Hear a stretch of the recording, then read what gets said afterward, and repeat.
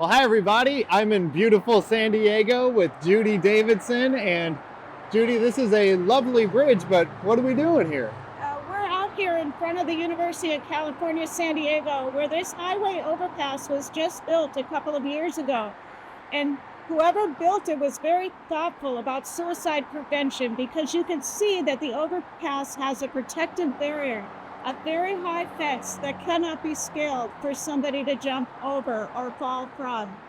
Any bridge is a risk for suicide, and it is an evidence-based approach to build the barriers in the bridges to prevent suicide. And in addition to that, tall buildings, and especially amongst tall buildings, believe it or not, parking structures.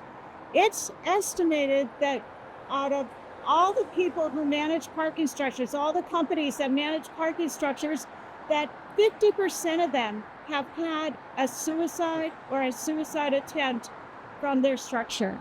So how do we make parking structures safer? Well, again, building them in line for suicide prevention with a barrier fence at the top is number one. Then in addition, tarps can be put out so that you can't fall from the top to the bottom and cannot see from the top to the bottom. Then there's signage, right? Did you see signage? I did. I saw one right over there. There's signage here. So the signage is important too. And the way the signage is constructed is just as important as having a sign up all by itself.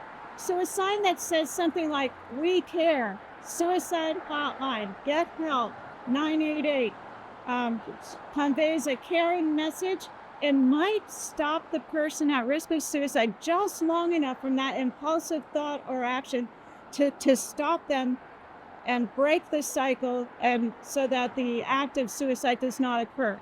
Also, any of these barriers or signage might help slow the person down in their action so that somebody finds them needing help.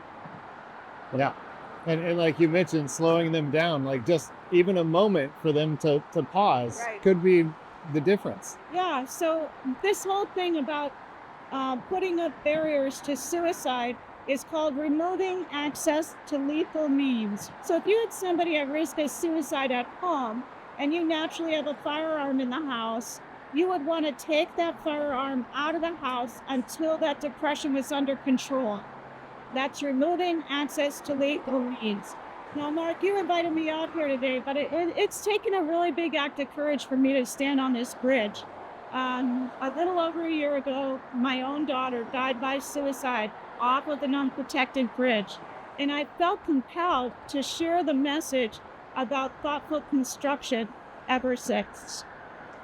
And I mean, it hurts my heart when I hear you talk about that. And I'm just so thankful that you're willing to still come out here and teach and advocate, because this is public use. As a public, we need to be advocating, and your story is just so powerful. So thank you. Yeah, so if you have an unprotected bridge in your neighborhood or community, what could you do? Well, you can advocate for retrofitting that bridge for safety with the Department of Transportation. Right? If you know bridges are going to be built in your community, advocate that the building plans have suicide prevention. If you're a big company and you're planning on building bridges in parking garages and tall buildings, make sure the architect has thought through suicide prevention before accepting the plans. Well, thank you, Judy. We greatly appreciate your time today. Well, thank you for inviting me.